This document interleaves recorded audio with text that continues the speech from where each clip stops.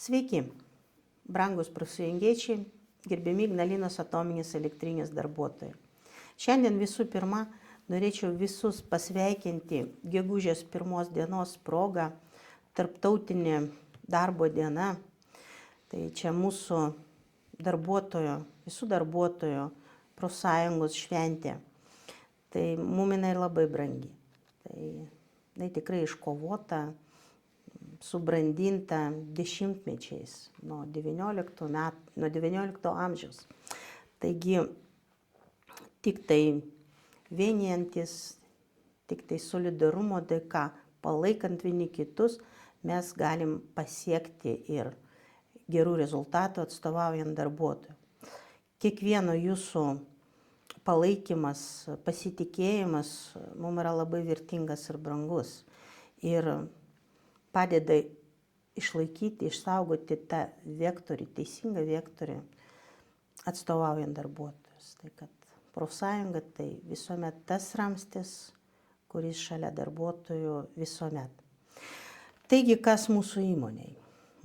Balandžio mėnesį, kaip ir buvo sutarta su darbdaviu, su valdyba ministerija, balandžio mėnesį buvo išmokėtos premijos įmonės darbuotojams. Gegužės mėnesį kiekvienas darbuotojas pamatys per savo piniginę ir padidintą bazinį atlygį. Tai čia tie du dalykai, dėl kurių pavyko šiai dienai kažkiek suartinti pozicijas, tokių sąlyčio taškų surasti. Dabar kur dar reikėtų pasitempti? Šiai dienai yra pasirašytas pagal mūsų kolektyvinę sutartį, pagal darbo kodeksą, kolektyvinės sutarties vykdymo patikrinimo aktas už praeitus metus. Dabar pagal mūsų procedūrą nusistovėjusią tvarką šis dokumentas keliauja ir pasieks kiekvieno darbuotojo ir turėsim 2 savaitės. Kiekvienas darbuotojas galės pateikti pasiūlymus, pastabas, kas buvo jo manymu nepakankamai gerai, kur galima pasitempti, galbūt kur galima sustiprinti kolektyviniai sutartį įtvirtintas garantijas. Kalbant apie socialinės garantijas, kurių yra tikrai nemažai mūsų kolektyvinė sutartį ir mes artimiausių metų išplatinsim tiesiog apibendrinant, kokios jos yra, visą sąrašą. Taigi jos orientuotas, kad apriepti kiek įmanoma daugiau situacijų įvairių žmonių. Šiandien kalbėti, kaip mes jau teko girdėti, ar aktualios ar neaktualios kai kurios garantijos, manome, kad ne tik nekorektiška, bet ir atskirais atvejais gal net ir ciniška. Kaip galima sakyti, kad gali būti, pavyzdžiui, neaktuali garantija, tai 3 darbo dienos apmokamos atostogų, tai artimųjų netekties atveju arba materialinė pašalpa dėl to. Negalima to suplanuoti, o sakyti, kad tai neaktualu, kartoju, tai yra nekorektiška ir ciniška, čia tik tai pavyzdys. Tai kalbant apie pakeitimą, reikia kalbėti apie sustiprinimą, apie tą sąrašą išplėtimo, papildymą. Ir mes tikrai laukiam pasiūlymų ir tuomet po 2-3 savaičių galėsim prie derybų stalo su darbdaviu sėsti ir žiūrėti, kokios yra galimybės ir kur galima sustiprinti. Tai nereikalauja labai didelių lėšų poreikis tikrai gan kuklus. Kalbant apie, pavyzdžiui, kai kurių patalpų išlaikymo įmonėje kainuoja brangiau nei visa kolektyvinė sutartis. Tai yra su ko palyginti. O mes kalbam apie darbuotojus.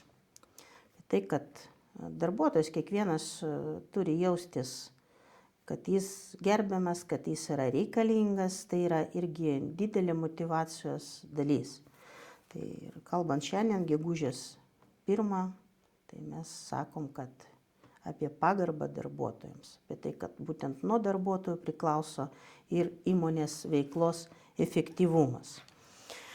Ir kalbant apie veiklos efektyvumą, mes norėtume šiandien pasakyti ir apie struktūrinius pokyčius vis planuojamus. Tas procesas ir ta įtampa kolektyviai, jinai vyksta jau beveik metus.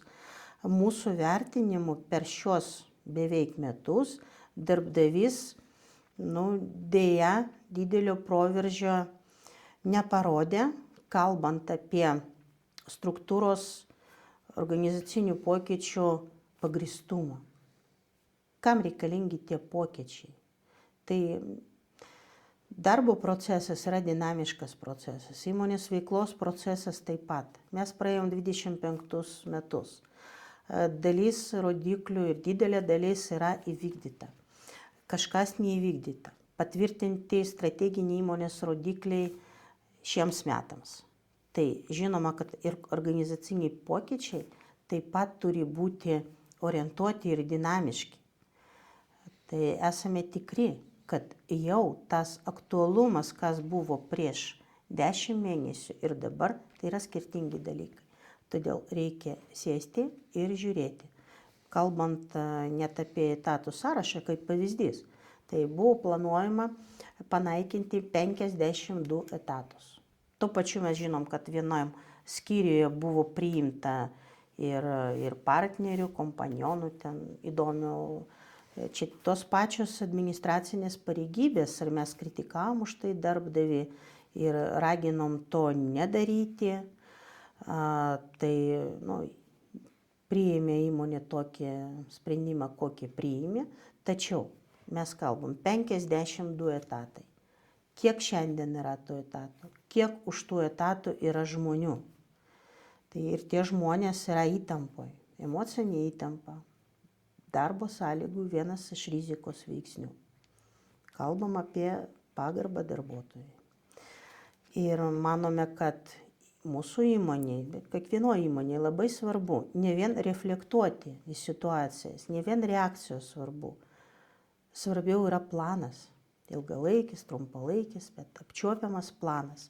Ir šiandien mes laukiam iš darbdavio pagrįstumo visgi, kaip tie pokyčiai, kurie yra kartu šiai dienai aktualūs, ne prieš metus, bet šiai dienai yra aktualūs ir kaip įtakos veiklos efektyvumą įmonės.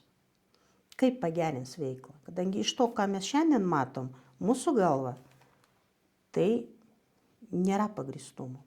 Pakankamai nėra nei motyvų, nei argumentų, kam tie pokyčiai yra reikalingi. Bet ką mes matom iš tų priimamų sprendimų? Mažinami etatai. Tušti etatai, neužpildyti etatai, reikalingi, nereikalingi. Mes turim savo nuomonę, laikom, kad reikalingi darbuotojai yra perkrauti, emocinė įtampoje, nelaimingų atsitikimų gausa dėl to. Tai yra tokie veiksniai, kurie veikia neigiamai įmonės veiklą. Tai ir mes sakom, kad turi būti analizė. Negalima šitoj įmonėje taip. O čia mes pamažinsim 10% arba ten pamažinsim, neatlikus jokios ekspertinės analizės. Tai už tai mes darbdavį kritikuojam ir ne tik darbdavį, bet ir valdybą, ir ministeriją raginam, kad žiūrėti į tai kur kas atsargiau ir stipriau, kadangi mes žiūrim, kad tai, kas dabar vyksta, tai yra neatsakinga ir veda prie techninio bankroto. Priežastys to arba nekompetencija, arba sąmoningas toks veiksmas. Ir tai kelia didelį nerimą jau kaip mūsų regiono gyventojams. Čia mūsų darbo vietos, mūsų žmonių darbo vietos, čia mūsų ateitis. Ne po 100 metų giluminių atlikino, dar kažko. Tai šiandien mums vadovas sako, kaip, nežinau, galima nusifotografuoti ten, kitur, bet įmonės vadovas nėra blogeris, reikia dirbti. Ir kai šiandien kalbama, kad pakentėkit po 100 metų bus gerai, tai mes gyvenam čia ir dabar. Ir mūsų įsipareigojimas Europos komisijai, Europos Sąjungai, įstojimo Europos Sąjungos įsipareigojimas, tai Ignalinos programa, nepertraukiamas. Atominės elektrinės uždarimas.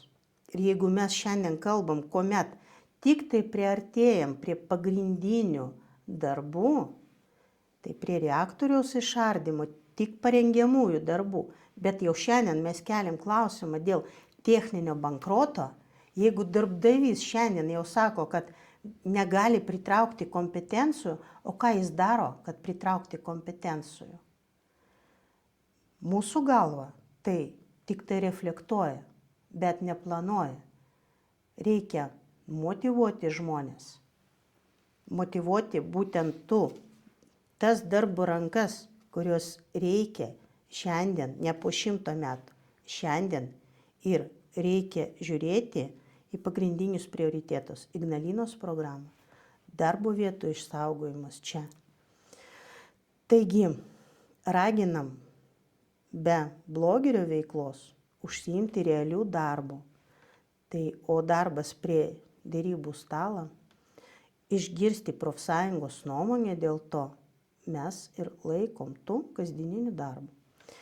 Taigi, artimiausiu metu mes būtinai informuosime apie mūsų eigą dėl kolektyvinių derybų, kolektyvinio sutarties patikrinimo akto. Lauksim jūsų pasiūlymų, gausit ir papildomą informaciją. Tai ačiū tiek, viso gero.